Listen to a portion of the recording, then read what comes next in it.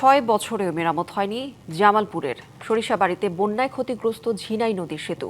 বর্ষা মৌসুমে নৌকা আর শুষ্ক মৌসুমে স্বেচ্ছাশ্রমে নির্মিত কাঠের সেতুই চলাচলের একমাত্র ভরসা স্থানীয়দের।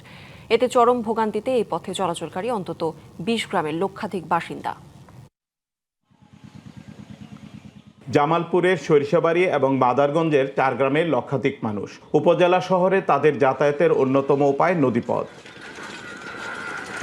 2003-04 অর্থবছরে সোয়াকৈর হুদুরমোড় শাহজাদা হাট এলাকায় ঝিনাই নদীর উপর 200 মিটার ঝাড়কাটা সেতু নির্মাণের উদ্যোগ নেয় এলজিডি। 2006 সালে তা চলাচলের জন্য উন্মুক্ত হয়,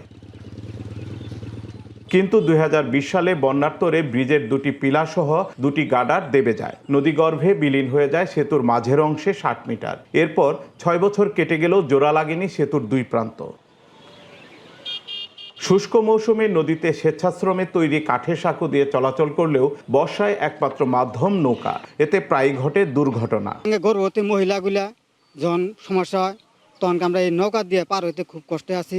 দোকানপাট আগে ভালোই চলতো, ব্রিজ থাকতে ব্রিজ ভাঙার পরে বাজারটা একবারে নিঃস্ব।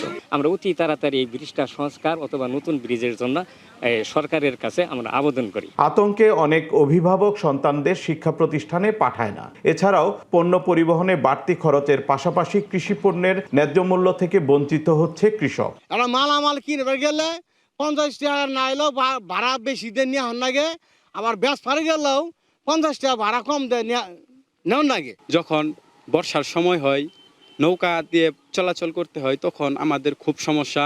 নায়াসিনামাইড ও স্যালিসাইলিক সমৃদ্ধ লিলি ফেস ওয়াশ যা ফেসের ডেড স্কিন সেল দূর করে দেয় দ্বিগুণ ফাস্টার ব্রাইটেনিং। বাচ্চারা সময় মতো স্কুলে যেতে পারে না। এলজিডির নির্বাহী প্রকৌশলী জানান, নতুন অর্থ বছরে বরাদ্দ পেলে কাজ শুরু হবে। নতুনভাবে ব্রিজটি নির্মাণের জন্য প্রস্তাব প্রেরণ করা হয়েছে।